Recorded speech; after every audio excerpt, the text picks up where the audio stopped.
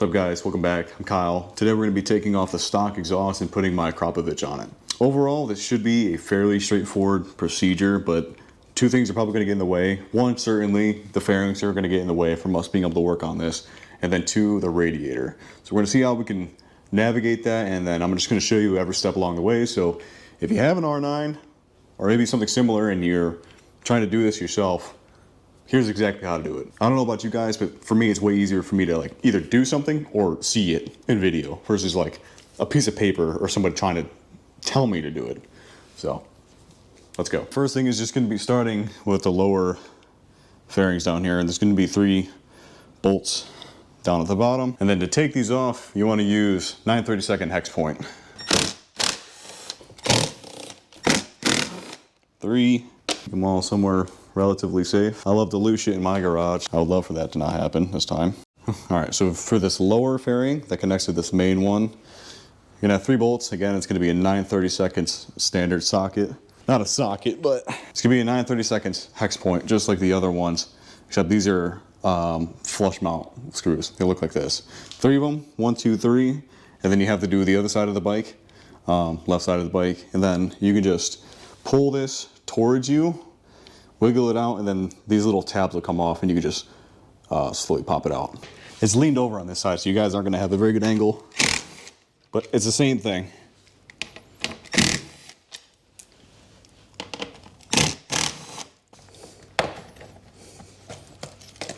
There you go. Now that's off. Put that over somewhere safe. Continue back to this side. So now that we got the lower off, we can focus on the main piece here. Well, like I said, once you take off those 3 bolts and you remove the lower fairing, it's going to expose this one right here, and this is actually a big one that's holding on this fairing to the body. Unlike BMW, these are all the same fucking size because it makes sense, you know. So now that that's off, you can see this is loose, so it's going to be hard to show. So there's going to be one here, Phillips head. We need to get this off as well. Of course, my screwdriver's a little bit fucking too long. Go figure. Alright, so if you're as unlucky as me, your brand new fucking screw rivet will not come out without just complete brute force. So, Phillips head screw, or at least it's supposed to be. You're supposed to screw it out a little bit and then you can just pop it out. Mine was just completely stuck, spinning in place. Hopefully you have better luck with yours, so now I have to go fuck with this on the other side. So I didn't get this part on camera, but I didn't really know they were there until I popped them off. So there's also one spot here, and there's 2 little pop clips, look like this, that popped off when I kind of just force yanked the thing off. So what you want to do is you want to go behind on the inner well right here, take this little middle section, pop it up, and then you can pop these off, and then this whole thing will just come off. There's 2 force friction clips right here, and this just pulls straight out. All right, so once you have that side fairing off and you have the other fairing, as you can see there, here we go, it's all naked looking. You're gonna have your connection here, a wire, and it's gonna run to your O2 sensor way down there. So you can do one of 2 things. You can either unscrew your O2 sensor from here and just push it back up, or you can also just cut these 2 zip ties, one here, one there, and then we can just unclip the connection right here. So when you drop the exhaust, the whole thing will just come with it. That's what I'm gonna do. It's gonna be easier that way. And then otherwise, I don't know. Right now, I don't think we're gonna have to fuck with the radiator at all. I think there's enough space to get to the header bolts right here. Okay, I really wanna make it a point to show you how to take off the connection for the O2 sensor because I was struggling with it a little bit, and every reference online that I looked at, which is like 6 so far, was like, oh, just jam your fucking screwdriver in there and just pull it out. You don't need to do any of that, so let me just plug it back in. This connector right here. On the inside, not the very outside right here. This is outside of this connector. Just on the inside, you might be able to see my finger moving a little bit. Just on the inside right here, there's a little plastic tab. You can use a screwdriver to pull it in there, but it kind of gets in your way. All you have to do is just stick your finger in. You can use your other hand if you want. Push it towards the front this way, and then this will just pull down. Hopefully that helps. So in real time, you don't need a screwdriver. You just do this with your hand. There you go. Fuck trying to jam this stupid thing in there. For your O2 sensor, it's gonna be a 17 mil, so just grab a little wrench, get it on there, crack it off. Mine wasn't that tight. Let me just take this off all the way, set it to the side, and then we'll reinstall when we get the other exhaust on. There you go. All right, so time to really get into it here. Handheld mode. All right. Also, after this, if you have any questions, feel free to drop the comments below and just let me know, and I'll try my best to help you guys. Probably like a 2 or 3 inch extension, and then you're gonna need a 12 millimeter socket. There's 6 points, okay? There's, obviously it's a triple cylinder bike, so there's 3 headers, there's 2 bolts for each. So if you take them off at the end, you should have 6 nuts when you're done. You're gonna have 2 for each, and if we look under here, so there's 1 here, and then 1 right there on the other side. And it's gonna be like that for all 3 cylinders. Take them all off. Then after that, you just have this 12 millimeter bolt you need to pull off as well. Might need a variety of extensions, no extensions, but you need a 6-point 12 millimeter socket for these header nuts. So let me work on getting these off. 13 mil will technically work, but it's a little loose. And you're really stretching it, but you should have a 12 for this. That one's a little harder to get to, but I still have enough. If you get them cracked, you'll have enough space to kind of jam your hand in here and then just get them off all the rest of the way. The middle header, I'm using like a 4 or 5 inch extension and then another 2 inch, and then my 12 mil. It allows me to really get on there just perfectly and reach to get there. Yeah, we're gonna have to go fishing, boys. This one, I don't know if I need the other extension. Wait, am I on it? No way. Yo. Okay, that's sketchy. So that one was loose. That was not tight.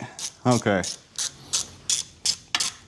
That could have been a tiny exhaust leak right there. I'm not gonna lie to you. We're looking at these, right? So first cylinder, second cylinder, third cylinder, right? So the one we're questioning here is the middle cylinder, the middle header here.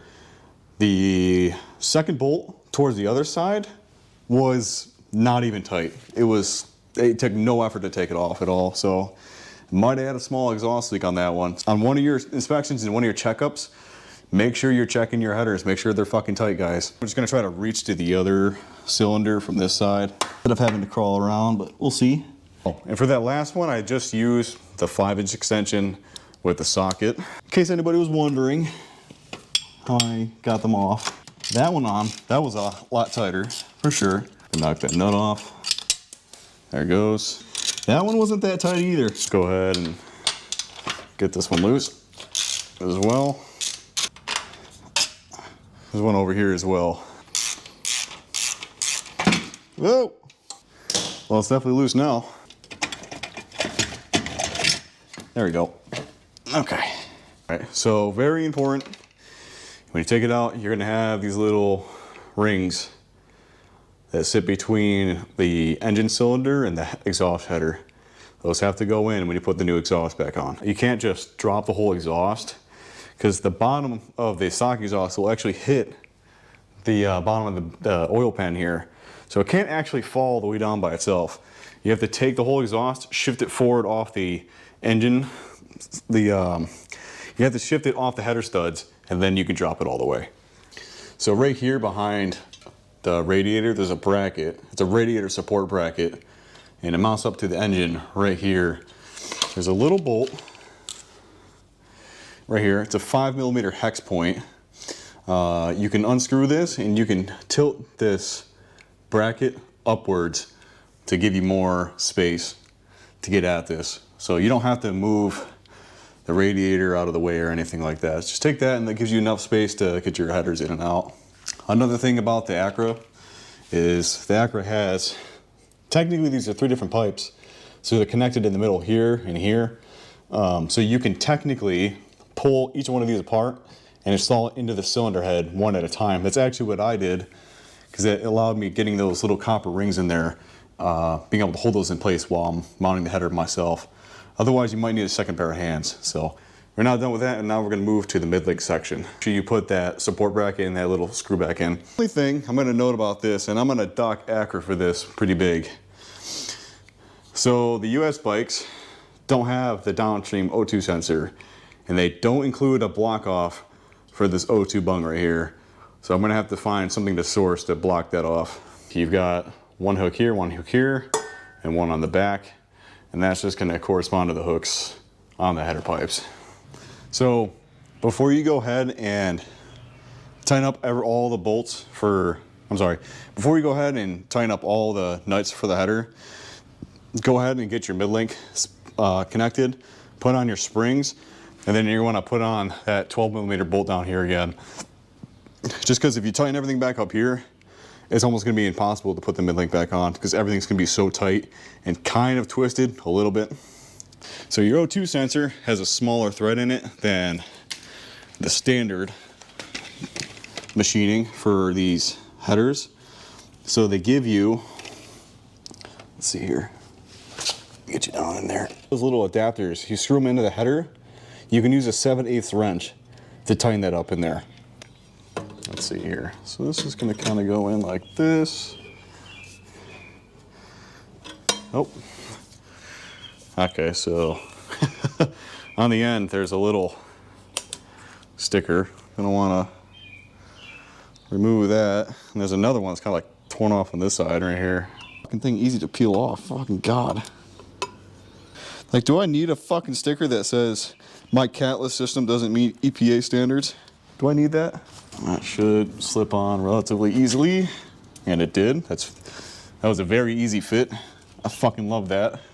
The system I got for my F900R was way harder to mount than that. Okay, so for mounting this bracket to where the passenger foot peg normally would be, the bag you get from Acra, you're gonna have 3 different bolt sizes. One's gonna be long, one's gonna be like a medium length, and one's gonna be short.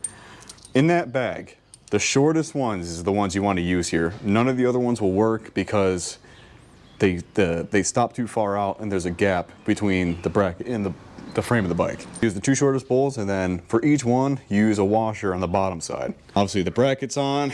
We've got 1 bolt, this little silver piece, 1 washer here, and then on the other side, 1 washer, and then your nut. Tighten it down, and then down here at the bottom, don't forget about your 1 spring here, and then the 1 spring on the back. We're just gonna go ahead and do a nice little wipe down of the end muffler here and the rest of these pipes that I can get, and then we should be good to go. All right, I got sick of filming on the GoPro, to be honest with you. So don't forget to do your sensor, O2 sensor. So again, it's gonna plug in right here. It's gonna screw in right there. And then don't forget to zip tie it back where it was before. So after you get your O2 sensor plugged back in, make sure you get a zip tie like I said, put your fairings back on, and then we should be all good to go.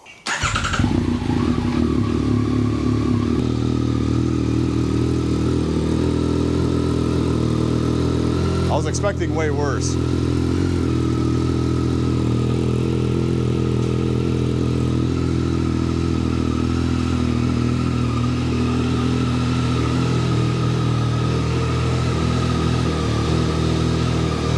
Let's give her a couple revs.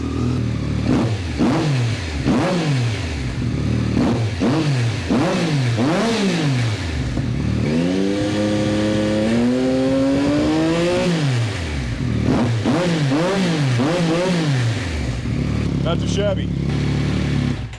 That's gonna be about it for this video. Hope it helped. Thanks for watching. We'll see you in the next one.